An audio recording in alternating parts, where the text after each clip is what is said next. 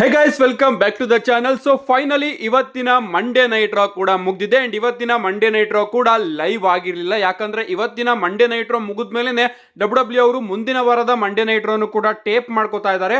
ಅದಕ್ಕೋಸ್ಕರ ಇವತ್ತಿನ Monday night ರಾ 1 ಗಂಟೆ ಮುಂಚೆನೆ ಪ್ರಾರಂಭ ಆಗಿತ್ತು ಅಂತಾನೆ ಹೇಳ್ಬೋದು. ಯಾವ ರೀತಿ ಕಳೆದ ಸ್ಮ್ಯಾಕ್ ಡೌನ್ ನಮಗೆ ನೋಡೋದಕ್ಕೆ ಸಿಕ್ತೋ ಅದೇ ರೀತಿ ಇವತ್ತಿನ ಮಂಡೇ ನೈಟ್ ರಾ ಕೂಡ ನೋಡೋದಕ್ಕೆ ಸಿಕ್ತು. ಆದ್ರೂ ಪರವಾಗಿಲ್ಲ, ಏನೇನಾಯ್ತು ಅಂತ ಸಂಪೂರ್ಣ ಮಾಹಿತಿನ ತಿಳಿಸ್ಕೊಡ್ತೀನಿ. ವಿಡಿಯೋ ತುಂಬಾ ಇಂಟ್ರೆಸ್ಟಿಂಗ್ ಆಗಿರುತ್ತೆ. ಮಂಡೇ ನೈಟ್ ರಾ ರೀತಿನೇ ಬನ್ನಿ ವಿಡಿಯೋನ ಶುರು ಮಾಡೋಣ. ಶೋನ ಓಪನಿಂಗ್ ಅಲ್ಲಿ ನಮಗೆ best in the world CM Punk ಅವರ ಎಂಟ್ರಿ ನೋಡೋದಕ್ಕೆ ಸಿಗುತ್ತೆ. ನಮ್ಮ ಸಿಎಂ ಪಂಕ್ ಅವರು ಬಂದ ಕೂಡಲೇ ಇಡೀ ಕ್ರೌಡ್ ಸಿಎಂ ಪಂಕ್ ಅಂತ ಚಾಂಟ್ ನ ಮಾಡ್ತಾ ಇರುತ್ತೆ. ಅದಕ್ಕೆ ನಮ್ಮ ಸಿಎಂ ಪಂಕ್ ಅವರು ಹೇಳ್ತಾರೆ, ಸ್ವಲ್ಪ ಹುಷಾರಾಗಿರಿ, ಯಾಕಂದ್ರೆ ನೀವು ಯಾವಾಗ್ಲೂ ಕೂಡ ಸಿಎಂ ಪಂಕ್ ಅನ್ನೋ ಒಂದು ನೇಮ್ ನ ಚಾಂಟ್ ಮಾಡ್ತಾ ಇದ್ದೀರಲ್ಲ, ಇದರಿಂದ ಸ್ವಲ್ಪ ಜನ ಹುರ್ಕೋತಾ ಇದ್ದಾರೆ ಅಂಡ್ ಅವರಿಗೆ ಕೋಪ ಬರ್ತಾ ಇದೆ. ಅಂಡ್ ನಿಜವಾಗ್ಲೂ ಹೇಳ್ಬೇಕು ಅಂದ್ರೆ ಇಲ್ಲಿಗೆ ಇವತ್ತು ಬಂದು ನನಗಂತೂ ಸಿಕ್ಕಾಪಟ್ಟೆ ಖುಷಿಯಾಗಿದೆ. ಬಟ್ ನನಗೆ ಇವತ್ತು ಹ್ಯಾಪಿಗಿಂತ ಸಿಕ್ಕಾಪಟ್ಟೆ ಬ್ಯಾಡ್ ಮೂಡಲ್ಲಿದ್ದೀನಿ. ಯಾಕಂದ್ರೆ 2 ವಾರದಿಂದ ನಾನು ಸೆತ್ ರೋಲೆನ್ಸ್ ಅವರಿಗೆ ಹೇಳಿದ್ದೆ ನಾನ್ ನಿನ್ ಬಗ್ಗೆ ಥಿಂಕ್ ಮಾಡೋದಿಲ್ಲ ಅಂತ. ಬಟ್ ಸೆತ್ ರೋಲೆನ್ಸ್ ನನಗೆ ಹೇಳ್ತಾನೆ ನಾನು ನಿನ್ ಬಗ್ಗೆ ಯಾವಾಗ್ಲೂ ಕೂಡ ಥಿಂಕ್ ಮಾಡ್ತಾ ಇರ್ತೀನಿ ಅಂತ. ಅದಾದ್ಮೇಲೆ ನಮ್ಮ ಹಾಗೆ ಸೆತ್ ರೋಲೆನ್ಸ್ ಅವರ ನಡುವೆ ಕೆಲವೊಂದಷ್ಟು ಆಕ್ಷನ್ಸ್ ಕೂಡ ನೋಡೋದಕ್ಕೆ ಸಿಗುತ್ತೆ. ನಿಜ ಹೇಳ್ಬೇಕು ಅಂದ್ರೆ ನಾನು ಸೆತ್ ರೋಲೆನ್ಸ್ ಅವ್ರನ್ನ ಇಷ್ಟ ಪಡೋದಿಲ್ಲ, ಬಟ್ ಅವನು ಆಕ್ಷನ್ ಮಾಡಬೇಕು ಅಂದ್ರೆ ನಾನು ಅದರಿಂದ ದೂರ ಕೂಡ ಹೋಗೋದಿಲ್ಲ.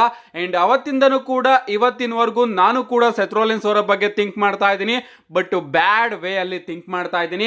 ಅದರಿಂದೆಲ್ಲ ಹೊರಗಡೆ ಹೋಗ್ಬೇಕು ಅಂತ ನಾನು ನಿಮ್ ಜೊತೆ ಮಾತಾಡೋಣ, ಹ್ಯಾಪಿಯಾಗಿ ಇರೋಣ ಅಂತ ಇಲ್ಲಿಗೆ ಬಂದ್ರೆ ನನಗೆ ಗೊತ್ತು ಸೆತ್ ರೋಲೆನ್ಸ್ ಅವರ ಸ್ಟುಪಿಡ್ ಮ್ಯೂಸಿಕ್ ಯಾವಾಗ ಬೇಕಾದ್ರೂ ಇಲ್ಲಿ ಹಿಟ್ ಆಗ್ಬಹುದು ಅಂತ ನಮ್ಮ ಸಿಎಂ ಪಂಕ್ ಅವರು ಹೇಳ್ತಾರೆ. ಅದಾದ್ಮೇಲೆ ಹೇಳ್ತಾರೆ ಸೆತ್ ರೋಲೆನ್ಸ್ ಯಾವಾಗ ಬೇಕಾದ್ರೂ ನನ್ನನ್ನ ಇಂಟರಪ್ಟ್ ಮಾಡಬಹುದು, ಅದಕ್ಕಿಂತ ಮುಂಚೆ ನಾನು ಅವನ ಬಗ್ಗೆ ಕೆಲವೊಂದಷ್ಟು ವಿಚಾರಗಳನ್ನ ಇಡಬೇಕು.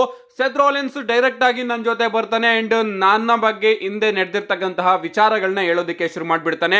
ಸೆತ್ ರೋಲೆನ್ಸ್ ನಾನು ಹಿಂದೆ ಆಗಿರೋದ್ರ ಬಗ್ಗೆ ಯೋಚನೆ ಮಾಡೋದಿಲ್ಲ, ಬದಲಿಗೆ ಮುಂದೆ ಆಗೋದ್ರ ಬಗ್ಗೆ ಯೋಚನೆ ಮಾಡ್ತೀನಿ. ಅಂಡ್ ನೀನು ರೆಸ್ಲಿಂಗ್ ಶೂಸ್ ನ ಹಾಕೊಂಡ್ ಕೂಡ್ಲೆ ನೀನು ಒಬ್ಬ ರೆಸ್ಲರ್ ಆಗೋದಕ್ಕೆ ಸಾಧ್ಯ ಇಲ್ಲ. ಅಂಡ್ ನೀನು ನನ್ನ ಶೂಸ್ ನ ಹಾಕೊಂಡ್ ಕೂಡ್ಲೆ ನೀನು ಸಿಎಂ ಪಂಕ್ ಆಗೋದಕ್ಕೂ ಕೂಡ ಸಾಧ್ಯ ಇಲ್ಲ. 16 ವರ್ಷದ ಹುಡುಗ ನನಗೆ ಬಂದು ರೆಸ್ಲಿಂಗ್ ನ ತಿಳಿಸ್ಕೊಡು ಅಂತ ಹಿಂದೆ ಒಂದು ಟೈಮ್ ಬಂದಿದ್ದ. ಅಂಡ್ ಈಗ ಹೇಳೋದಾದ್ರೆ ಸೆತ್ ರೋಲೆನ್ಸ್ ನೀನು ಒಬ್ಬ ಫೇಲಿಯರ್ ನನ್ನ ಸ್ಟೂಡೆಂಟ್ ಆಗಿ ಅಂತ ನಮ್ಮ ಸಿಎಂ ಪಂಕ್ ಅವರು ಹೇಳ್ತಾರೆ. ಅಂಡ್ ಅದಾದ್ಮೇಲೆ ಹೇಳ್ತಾರೆ, ಈಗ ಬೇಕಾದ್ರೆ ನೀನು ಬಾ, ನಾನು ನಿನಗೆ ರೆಸ್ಲಿಂಗ್ ನ ತಿಳಿಸ್ಕೊಡ್ತೀನಿ, ಅದು ಕೂಡ ಫ್ರೀ ಆಗಿ. ನೀನೇನಾದ್ರೂ ನನ್ನ ವಿರುದ್ಧ ಫೈಟ್ ಮಾಡಬೇಕು ಅಂದ್ರೆ ನೀನು ಡ್ರೂ ಮ್ಯಾಕೆಂಟೈರ್ ಅವರ ಜೊತೆ ಹೋಗಿ ಮಾತಾಡು. ಯಾಕಂದ್ರೆ ಕಡೆದಾಗಿ ಡ್ರೂ ಮ್ಯಾಕೆಂಟೈರ್ ಅವರ ವಿರುದ್ಧನೇ ನಾನು ರೆಸ್ಸಲ್ ಮಾಡಿದ್ದೆ ಅಂಡ್ ಅವನಿಗೆ ಗೊತ್ತು ಯಾವ ರೀತಿ ನಾನು ಅಂತ. ಅಂಡ್ ನಿಜ ಹೇಳ್ಬೇಕು ಅಂದ್ರೆ ನಿನ್ನನ್ನ ನೀನು ಡ್ರೂ ಮ್ಯಾಕೆಂಟೈರ್ ಗಿಂತ ಬೆಟರ್ ಅನ್ಕೊಂಡಿರಬಹುದು, ಬಟ್ ನೀನು ಡ್ರೂ ಮ್ಯಾಕೆಂಟೈರ್ ಅಷ್ಟು ಕೂಡ ಬೆಟರ್ ಅಲ್ಲ ಅಂತ ನಮ್ಮ ಸಿಎಂ ಪಂಕ್ ಅವರು ಮಾತಾಡ್ತಾ ಇರ್ತಾರೆ. ಅಂಡ್ ಇಡೀ ಕ್ರೌಡ್ ಸಿಎಂ ಪಂಕ್ ಅಂತ ಚಾಂಟ್ನ ಮಾಡ್ತಾ ಇರುತ್ತೆ. ಸಡನ್ ಆಗಿ ಕ್ರೌಡ್ ಮಧ್ಯದಿಂದನೇ ನಮ್ಮ ಸೆತ್ ರೋಲೆನ್ಸ್ ಅವರು ಕೂಡ ಸಿಎಂ ಪಂಕ್ ಅಂತ ಚಾಂಟ್ ನ ಮಾಡ್ಕೊಂಡು ಬರ್ತಾರೆ. ಅದಾದ್ಮೇಲೆ ಹೇಳ್ತಾರೆ, ನಾನು ಯಾಕೆ ಇವತ್ತು ಈ ರೀತಿ ಎಂಟ್ರಿನ ಕೊಟ್ಟೆ ಅಂದ್ರೆ ನಾನು ಕೂಡ ಕ್ರೌಡ್ ನ ದೃಷ್ಟಿಕೋನದಿಂದ ನೋಡೋಣ, ಇವ್ರು ಯಾಕೆ ನಿನ್ನ ಅಷ್ಟೊಂದು ಇಷ್ಟ ಪಡ್ತಾರೆ, ಈ ಫ್ಯಾನ್ಸ್ ಗಳು ಯಾಕೆ ನಿನ್ನ ನೇಮ್ ನ ಅಷ್ಟೊಂದು ಚಾಂಟ್ ಮಾಡ್ತಾರೆ, ನಾನು ಕೂಡ ಕ್ರೌಡ್ ಅಲ್ಲಿ ಒಬ್ಬನಾಗಿ ನಿನ್ನ ನೋಡ್ತೀನಿ ಅಂತ ಸೆತ್ ರೋಲೆನ್ಸ್ ಅವರು ಸ್ವಲ್ಪ ಸಿಎಂ ಪಂಕ್ ಅವ್ರನ್ನ ನೋಡ್ತಾರೆ. ಬಟ್ ಆದ್ರೂ ಕೂಡ ನಮ್ಮ ಸೆತ್ ರೋಲೆನ್ಸ್ ಅವರು ಹೇಳ್ತಾರೆ, ನನಗೆ ನಿನ್ನಲ್ಲಿ ಬೇರೆ ಏನು ಕೂಡ ಚೇಂಜಸ್ ಗಳು ಕಾಣಿಸ್ತಾ ಇಲ್ಲ ಅಂತ.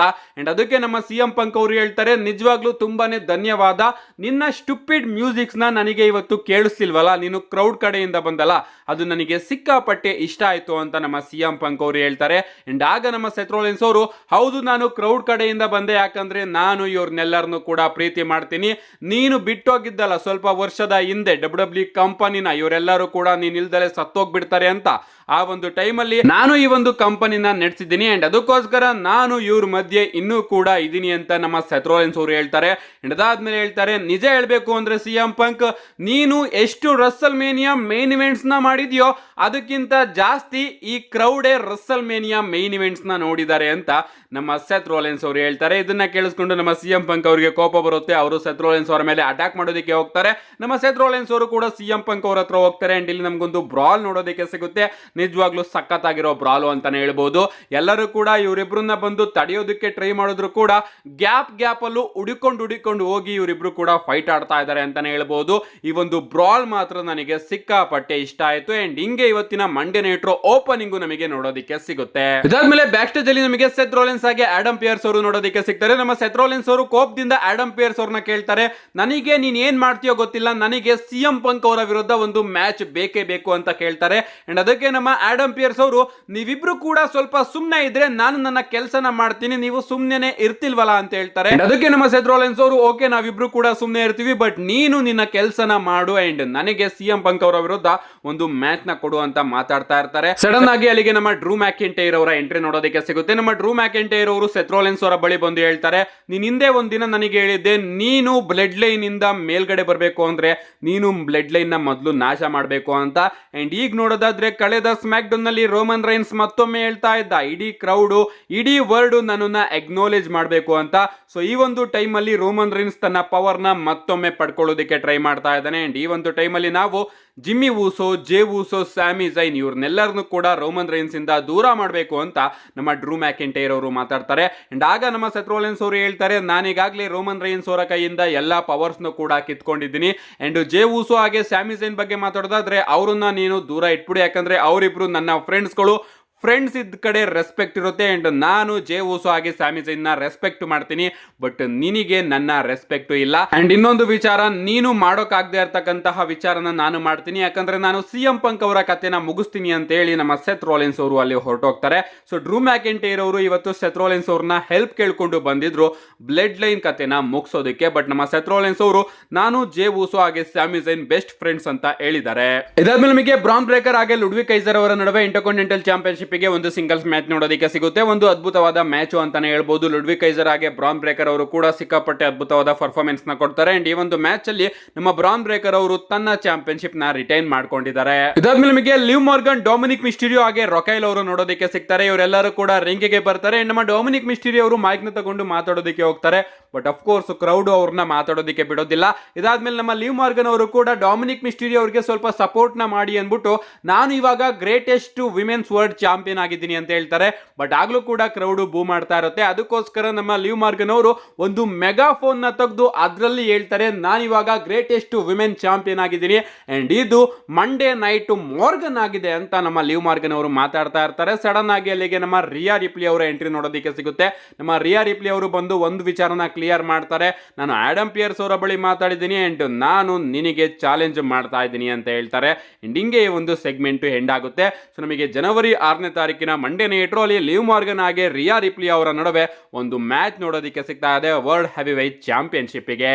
ಇದಾದ್ಮೇಲೆ ಬ್ಯಾಕ್ ಸ್ಟೇಜ್ ಅಲ್ಲಿ ನಮ್ಮ ಸ್ಯಾಮಿ ಝೈನ್ ಹಾಗೆ ಡ್ರೂ ಮ್ಯಾಕೆಂಟೈರ್ ಅವರ ನಡುವೆ ನಮಗೊಂದು ಚಿಕ್ಕದಾಗಿ ಬ್ರಾಲ್ ಕೂಡ ನೋಡೋದಕ್ಕೆ ಸಿಗುತ್ತೆ. ಅಂಡ್ ಈ ಒಂದು ಬ್ರಾಲ್ ಇಂದ WWE ಅವರು ನೆಕ್ಸ್ಟ್ ಸ್ಮ್ಯಾಕ್ ಡೌನ್ ಗೆ ಸ್ಯಾಮಿ ಝೈನ್ ಹಾಗೆ ಡ್ರೂ ಮ್ಯಾಕೆಂಟೈರ್ ಅವರ ನಡುವೆ ಒಂದು ಸಿಂಗಲ್ಸ್ ಮ್ಯಾಚ್ ನು ಕೂಡ ಬುಕ್ ಮಾಡ್ತಾರೆ. ಇದಾದ್ಮೇಲೆ ನಮಗೆ ವಿಮೆನ್ಸ್ ಇಂಟರ್ಕಾಂಟಿನೆಂಟಲ್ ಚಾಂಪಿಯನ್ಶಿಪ್ ನ ಫಸ್ಟ್ ರೌಂಡ್ ನ ಟ್ರಿಪಲ್ ಥ್ರೆಡ್ ಮ್ಯಾಚ್ ನೋಡೋದಕ್ಕೆ ಸಿಗುತ್ತೆ. ಕಾರ್ಟರ್, ರೊಕೈಲ್ ಹಾಗೆ ಝೋಯಿ ಸ್ಟಾರ್ಕ್ ಅವರ ನಡುವೆ ಈ ಒಂದು ಮ್ಯಾಚ್ ಕೂಡ ಡಿಸೆಂಟ್ ಆಗಿತ್ತು ಅಂತಾನೆ ಹೇಳ್ಬಹುದು. ಅಂಡ್ ಈ ಒಂದು ಮ್ಯಾಚ್ ಅಲ್ಲಿ ನಮ್ಮ ಝೋಯಿ ಸ್ಟಾರ್ಕ್ ಅವರು ವಿನ್ ಆಗಿದ್ದಾರೆ ಅಂಡ್ ನೆಕ್ಸ್ಟ್ ರೌಂಡ್ ಗೆ ಕ್ವಾಲಿಫೈ ಆಗಿದ್ದಾರೆ. ಇದಾದ್ಮೇಲೆ ನಮಗೆ ಮಂಡೇ ನೈಟ್ ರಾ ನ ಮೇನ್ ಇವೆಂಟ್ ನೋಡೋದಕ್ಕೆ ಸಿಗುತ್ತೆ. ವರ್ಲ್ಡ್ ಟ್ಯಾಗ್ ಟೀಮ್ ಚಾಂಪಿಯನ್ಶಿಪ್ ಗೆ ಒಂದು tag team match War Raiders versus JD McDonagh ಹಾಗೆ ಫಿನ್ ಬ್ಯಾಲರ್ ಅವರ ನಡುವೆ. ಈ ಒಂದು ಮ್ಯಾಚ್ ಕಡೆ ಬರೋದಾದ್ರೆ ಮ್ಯಾಚ್ ಡಿಸೆಂಟ್ ಆಗಿ ನಡೀತಾ ಇರುತ್ತೆ ಅಂತಾನೆ ಹೇಳ್ಬಹುದು. ನಮ್ಮ ವಾರ್ ರೈಡರ್ಸ್ ಅವರ ಕಡೆಯಿಂದ ಅದ್ಭುತವಾದ ಪರ್ಫಾರ್ಮೆನ್ಸ್ ನಮಗೆ ನೋಡೋದಕ್ಕೆ ಸಿಗುತ್ತೆ. ಒಂದ್ ಟೈಮ್ ಅಲ್ಲಿ ನಮ್ಮ ಫಿನ್ ಬ್ಯಾಲರ್ ಹಾಗೆ ಜೆಡಿ ಮೆಕ್ಡೊನಾಗ್ ಅವರು ಸೇರ್ಕೊಂಡು ತಮ್ಮ ಫಿನಿಶರ್ ಕೂಡ ಕನೆಕ್ಟ್ ಮಾಡಿರ್ತಾರೆ. ಬಟ್ ನಮ್ಮ ವಾರ್ ರೈಡರ್ಸ್ ಅವರು ಅದನ್ನ ಕಿಕ್ಔಟ್ ಮಾಡ್ತಾರೆ ಅಂತಾನೆ ಹೇಳ್ಬಹುದು. ಅಂಡ್ ಎಂಡಿಂಗ್ ಮೂಮೆಂಟ್ ಅಲ್ಲಿ ನಮ್ಮ ಫಿನ್ ಬ್ಯಾಲರ್ ಅವರು ಮೋಸ ಮಾಡೋದಕ್ಕೂ ಕೂಡ ಹೋಗ್ತಾರೆ. ಅವರು ಜೆಡಿ ಮೆಕ್ಡೊನಾಗ್ ಅವರಿಗೆ ಒಂದು ಸ್ಟೀಲ್ ಚೇರ್ ನ ತಗೊಂಡ್ ಬರೋದಕ್ಕೆ ಹೇಳ್ತಾರೆ. ಅಂಡ್ ಸ್ಟೀಲ್ ಚೇರ್ ನ ತಗೊಂಡ್ ಬರೋದಕ್ಕೆ ಹೋದಾಗ ರೆಫ್ರಿ ಅವರನ್ನ ತಡೆಯೋದಕ್ಕೆ ಹೋದಾಗ ಇನ್ನೊಂದು ಸ್ಟೀಲ್ ಚೇರ್ ನ ತಗೊಂಡ್ ಬರೋದಕ್ಕೆ ನಮ್ಮ ಫಿನ್ ಬ್ಯಾಲರ್ ಅವರು ಹೋಗ್ತಾರೆ. ಬಟ್ ಆ ಒಂದು ಸ್ಟೀಲ್ ಚೇರ್ ನ ತಗೊಳ್ಳೋದಕ್ಕೆ ನಮ್ಮ ಡೇಮಿಯನ್ ಪ್ರೀಸ್ಟ್ ಅವರು ಬಿಡೋದಿಲ್ಲ. ಇಲ್ಲಿ ನಮ್ಮ ಡೇಮಿಯನ್ ಪ್ರೀಸ್ಟ್ ಅವರ ಎಂಟ್ರಿ ನಮಗೆ ನೋಡೋದಕ್ಕೆ ಸಿಕ್ಕಿದೆ. ಅಂಡ್ ಇದರಿಂದ ನಮ್ಮ ಜೆಡಿ ಮೆಕ್ಡೊನಾಗ್ ಹಾಗೆ ಫಿನ್ ಬ್ಯಾಲರ್ ಅವರು ಡಿಸ್ಟ್ರಾಕ್ಟ್ ಆಗ್ತಾರೆ. ಅಂಡ್ ಈ ಒಂದು ಅವಕಾಶನ ಯೂಸ್ ಮಾಡಿಕೊಂಡು ನಮ್ಮ ವಾರ್ ರೈಡರ್ಸ್ ಅವರು ಫಿನ್ ಬ್ಯಾಲರ್ ಅವರ ಮೇಲೆ ತಮ್ಮ ಫಿನಿಶರ್ ನ ಯೂಸ್ ಮಾಡಿ ಫಿನ್ ಬ್ಯಾಲರ್ ಅವ್ರನ್ನ ಪಿನ್ ಮಾಡಿ ಈ ಒಂದು ಮ್ಯಾಚ್ ಅಲ್ಲಿ ಗೆಲ್ಲೋದ್ರ ಮುಖಾಂತರ ಹೊಸ ವರ್ಲ್ಡ್ ಟ್ಯಾಗ್ ಟೀಮ್ ಚಾಂಪಿಯನ್ಸ್ ಆಗಿದ್ದಾರೆ ಅಂತಾನೆ ಹೇಳ್ಬಹುದು. ಸೊ ನಮ್ಮ ಡೇಮಿಯನ್ ಪ್ರೀಸ್ಟ್ ಅವರು ತಮ್ಮ ರಿವೆಂಜ್ ನ ಇವತ್ತಿನ ಮಂಡೇ ನೈಟ್ ರಾ ಅಲ್ಲಿ ತಗೊಂಡಿದ್ದಾರೆ. ಓವರ್ ಆಲ್ ಇವತ್ತಿನ ಮಂಡೇ ನೈಟ್ ರಾ ನೋಡೋದಾದ್ರೆ ನನಗಂತೂ ಸಿಕ್ಕಾಪಟ್ಟೆ ಇಷ್ಟ ಆಯ್ತು. ಅದರಲ್ಲೂ ಕೂಡ ಜನವರಿ 6ನೇ ತಾರೀಕಿನ ಮಂಡೇ ನೈಟ್ ರಾಗೆ WWE ಅವರು ಅದ್ಭುತ ಅದ್ಭುತವಾದ ಮ್ಯಾಚಸ್ಗಳನ್ನ ಫಿಕ್ಸ್ ಮಾಡಿದ್ರು ಅಂತಾನೆ ಹೇಳ್ಬೋದು. ಅಂಡ್ ಮುಂದಿನ ವಾರದ ಮಂಡೇ ನೈಟ್ ರಾ ಕೂಡ ಡಬ್ಲ್ಯೂ ಅವರು ಈಗಾಗಲೇ ಟೇಪ್ ಮಾಡಿ ಇಟ್ಕೊಂಡಿದ್ದಾರೆ. ಅದರಲ್ಲಿ ಏನೇನಾಗುತ್ತೆ ಅಂತ ನಾಳೆ ವಿಡಿಯೋದಲ್ಲಿ ನಾನು ತಿಳಿಸ್ಕೊಡ್ತೀನಿ. ಇವತ್ತಿನ ಮಂಡೇ ನೈಟ್ ರಾ ಹೇಗನ್ನಿಸ್ತು ನಿಮ್ಮ ಅಭಿಪ್ರಾಯನ ಕಮೆಂಟ್ ಮಾಡಿ. ಇವತ್ತಿನ ವಿಡಿಯೋ ಲೈಕ್ ಮಾಡಿ, ಚಾನಲ್ ಸಬ್ಸ್ಕ್ರೈಬ್ ಮಾಡ್ಕೊಳ್ಳಿ. See you guys in my next video.